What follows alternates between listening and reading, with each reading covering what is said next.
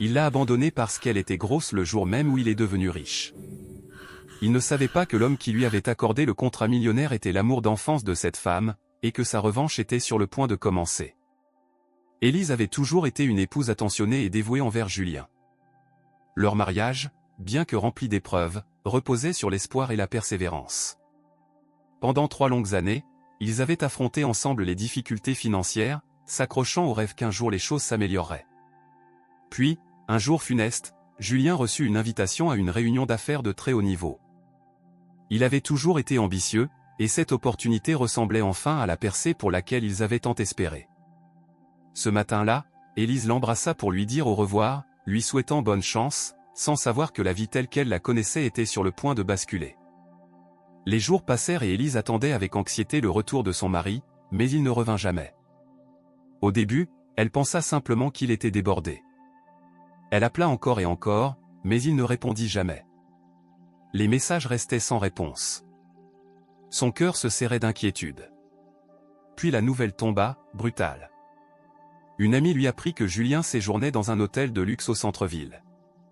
Désorientée et désespérée, Élise s'y rendit en hâte.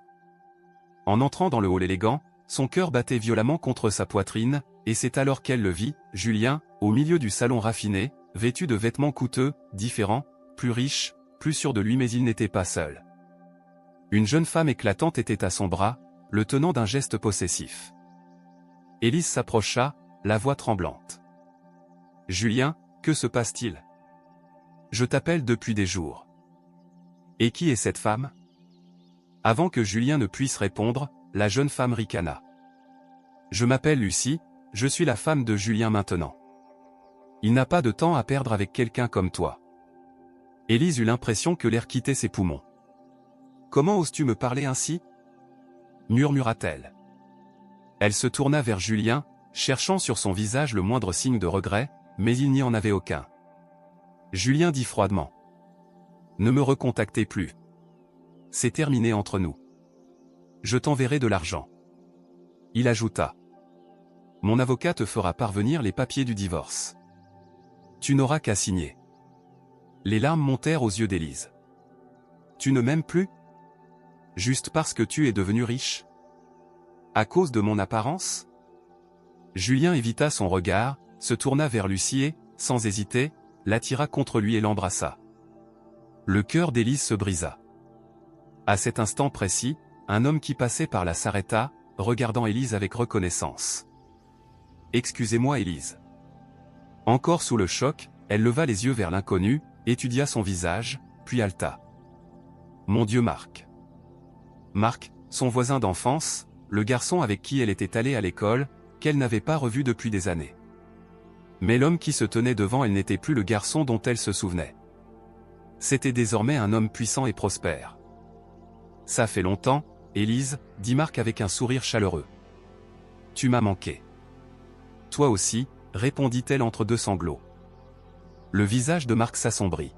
« J'ai vu ce qui vient de se passer. »« C'était ton mari ? » ?»« C'était mon mari jusqu'à aujourd'hui. » La mâchoire de Marc se crispa. « Intéressant, » dit-il calmement, « parce que c'est moi qui ai validé ce contrat. » Les yeux d'Élise s'écarquillèrent. « Mais ne t'inquiète pas, » continua Marc. « Je vais m'en occuper. Il y a une cruauté qui naît uniquement de l'insécurité. Julien, récemment enrichi, avait besoin d'effacer tout ce qui lui rappelait son ancien lui, pauvre. Et pour lui, Élise était le miroir de ce passé. La briser était sa manière d'essayer de se détacher de lui-même. Marc se tourna vers elle. « Puis-je te raccompagner ?» Elle essuya ses larmes. « Je n'ai plus de maison, » murmura-t-elle. Le regard de Marc s'adoucit. « Alors viens avec moi. Tu peux rester chez moi aussi longtemps que tu le souhaites. » Élise hésita. « Et ta femme ? Comment vas-tu expliquer que tu accueilles une femme comme moi chez toi ?» Marc éclata de rire.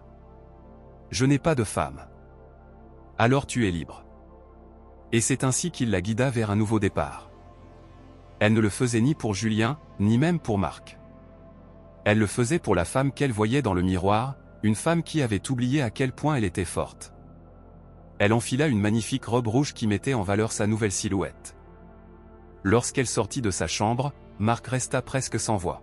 « Waouh » murmura-t-il. « Tu crois que je suis bien ? » « Je sais que tu le es, » répondit-il. L'événement était grandiose. Dirigeants d'entreprise, personnalités connues et invités influents remplissaient la salle. Tandis qu'Élise et Marc se mêlaient aux autres convives, elle remarqua des regards discrets, des murmures. Mais cette fois, elle comprit qu'ils l'admiraient. Elle n'était plus la femme pleine de doutes. Elle était élégante, lumineuse. Puis, l'inattendu se produisit. De l'autre côté de la salle, elle aperçut un visage familier. Julien. Son cœur manqua un battement. Il était avec Lucie, mais quelque chose avait changé. Il ne paraissait plus confiant ni fier. Il semblait tendu. Les yeux de Julien balayèrent la pièce avant de s'arrêter sur Élise. Il fronça les sourcils, déconcerté. Puis la compréhension le frappa brutalement. Sa bouche s'entr'ouvrit. « Élise » murmura-t-il, incrédule. Elle esquissa un léger sourire.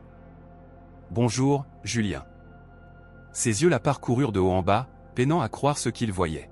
« Tu es différente. »« Je le sais. » Marc, qui observait la scène en silence, intervint enfin. « Y a-t-il un problème, Julien ?» Julien avala sa salive. « Non, je ne l'avais pas reconnu. » Sa voix était chargée de regret. Élise se pencha légèrement vers lui et murmura. « C'est parce que la femme que tu as rejetée n'existe plus. » Julien resta figé, comprenant qu'il venait de commettre la plus grande erreur de sa vie. Lucie, remarquant son regard insistant, tira sur son bras. « Julien, pourquoi la regardes-tu comme ça ?» Il cligna des yeux et força un rire. « Je suis juste surpris. » Lucie fronça les sourcils. Au fond d'elle, elle savait que ce n'était pas qu'une simple surprise. Julien avait abandonné Élise en la jugeant indigne de lui, et maintenant, en la voyant rayonnante aux côtés de Marc, un regret profond lui serrait l'estomac.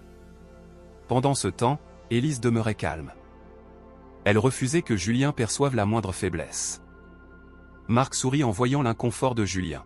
« Tu sais, Julien, dit-il d'un ton détaché, Élise a accompli des choses remarquables ces derniers temps. Elle est devenue une femme exceptionnelle. » Julien esquissa un sourire crispé.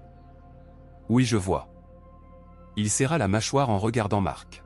« Et vous deux, qu'est-ce qu'il y a entre vous ?» Le sourire de Marc s'élargit. « Élise est ma fiancée. » Les yeux de Julien s'écarquillèrent sous le choc. « Quoi ?» Élise leva la main, dévoilant une splendide bague en diamant. « Oui, Julien. Marc et moi sommes fiancés. » Julien se sentit soudain étourdi. La femme qu'il avait abandonnée était désormais aux côtés de l'un des hommes les plus puissants du pays. Il avait espéré qu'elle souffre sans lui, qu'elle le supplie. À la place, elle était devenue quelqu'un d'inaccessible. Lucie, percevant son trouble, ricana. « Voyons, Julien, ne me dis pas que ça t'affecte encore. » Il masqua aussitôt ses émotions. « Bien sûr que non, mentit-il. Je suis seulement surpris. » À cet instant, l'assistant de Marc s'approcha avec un dossier à la main. « Monsieur, le rapport que vous avez demandé. »« Merci, » répondit Marc. Puis il se tourna vers Julien. « Puisque nous parlons de surprise, Julien, j'ai quelque chose d'important à discuter avec toi. » « De quoi s'agit-il » L'expression de Marc devint sérieuse. « Du contrat qui t'a été attribué. J'ai examiné les rapports et je ne suis pas satisfait. » Le cœur de Julien s'emballa. « Ton entreprise n'a pas respecté plusieurs points essentiels du projet. Si le travail n'est pas achevé dans le mois à venir, tu devras restituer la totalité des fonds. » Le visage de Julien pâlit. « Marc, je t'en prie, accorde-moi plus de temps. Les affaires sont les affaires, Julien. Et à partir d'aujourd'hui, tu rendras compte directement à Élise chaque semaine. » Le cœur de Julien se serra. La femme qu'il avait méprisée détenait désormais son avenir. À cet instant, la salle ne vit pas une femme animée par la rancœur. Elle vit une dirigeante. Le pouvoir venait de changer de main de la manière la plus ironique et la plus satisfaisante possible. L'homme qu'il avait jugé inutile devait maintenant lui rendre des comptes chaque semaine. Julien, seul dans son bureau, se prit la tête entre les mains. Sa vie s'effondrait. Le contrat qu'il avait célébré autrefois lui paraissait désormais être une condamnation. Et pour couronner le tout, Élise, la femme qu'il avait abandonnée, supervisait désormais son travail. Lucie entra, contrariée. Pourquoi cette tête? Il la fixa durement. Si je ne termine pas ce projet dans un mois, je dois rendre tout l'argent. Tu sais ce que ça signifie? Elle leva les yeux au ciel. Détends-toi. Tu es riche. On trouvera une solution. L'argent est presque épuisé, Lucie. Nous avons vécu sans compter. Tu veux dire qu'on est ruiné? Pas encore. Mais si je n'arrange pas ça, on le sera. Lucie se leva, irritée. Alors arrange ça. Je n'ai pas quitté mon confort pour rester avec quelqu'un qui échoue. Tu es sérieuse? Demanda Julien, la voix assombrie. Elle haussa les épaules. Je t'ai suivi parce que tu avais de l'argent. S'il disparaît, que reste-t-il? Julien eut l'impression de recevoir un coup brutal. Il comprit enfin la vérité. Lucie ne l'avait jamais aimé. Il avait rejeté Élise, et maintenant Lucie était prête à l'abandonner à son tour. Il s'affaissa sur sa chaise, vidée. Dans l'entreprise de Marc, Élise était assise avec assurance derrière son bureau lorsque Julien entra. « Élise, j'ai besoin de plus de temps. » Elle haussa un sourcil.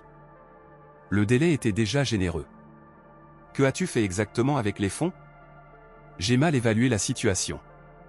Tu pensais que Marc ne s'en rendrait pas compte, l'interrompit-elle. Tu pensais pouvoir utiliser l'argent sans livrer les résultats. Julien resta silencieux. C'est une entreprise, Julien. Je ne couvrirai pas tes erreurs. Tu as 4 semaines pour réparer ce désastre. Il tenta tout pour sauver le projet. Appel pressant, recherche d'investisseurs mais il était trop tard. 2 semaines avant l'échéance, Lucie fit ses valises et partit. Je ne resterai pas pour te regarder sombrer, dit-elle froidement. Je te croyais gagnant, Julien, mais tu n'es qu'un homme qui a échoué. Élise, dans le bureau de Marc, examinait le rapport final du projet de Julien. Comme prévu, c'était un échec. Elle soupira et prit son téléphone. Marc, Julien n'a pas rempli ses engagements. Nous devons procéder au remboursement. Le lendemain, Julien reçut une notification officielle. Il était poursuivi pour non-respect contractuel. Ses comptes seraient bloqués, ses biens saisis. Il se précipita dans le bureau d'Élise. « Élise, je t'en prie, j'ai fait une erreur. Ne me laisse pas tout perdre. » Elle le regarda calmement. « Quand tu m'as quitté, Julien, as-tu pensé à la manière dont j'allais survivre? T'es-tu soucié de ce que je deviendrais? Non. Et maintenant, tu demandes de la compassion. Je sais que je ne la mérite pas, mais je t'en supplie. » Elle inspira profondément. Une part d'elle éprouvait de la pitié. Ce n'est pas une revanche, Julien. C'est une responsabilité. Tu as gâché ta chance. Il s'effondra, submergé. L'entreprise poursuivit la procédure. En quelques semaines, Julien perdit tout. Il passa du statut d'homme d'affaires prospère à celui d'homme sans rien. Pendant ce temps, la vie d'Élise s'épanouissait. Elle et Marc annoncèrent leur mariage. Le jour de la cérémonie, en se regardant dans le miroir, elle sourit. Elle avait autrefois cru que perdre Julien était la pire chose qui pouvait lui arriver. En réalité, c'était la meilleure. Elle s'était retrouvée, elle avait trouvé l'amour, et surtout, elle avait gagné. Au final, l'histoire d'Élise nous rappelle que la meilleure revanche n'est pas de détruire celui qui nous a blessés, mais de construire une vie si riche et pleine que sa trahison devient un simple détail du passé. Et parfois, l'univers place sur notre route la bonne personne pour nous aider à écrire la suite. Cette vidéo est une fiction inspirée de faits réels. Elle n'a pas pour but de porter un jugement, mais plutôt d'inviter à une réflexion sur la vie et nos relations avec autrui. Les personnages, les noms et les lieux sont fictifs et ont été modifiés afin de ne heurter la sensibilité de personne.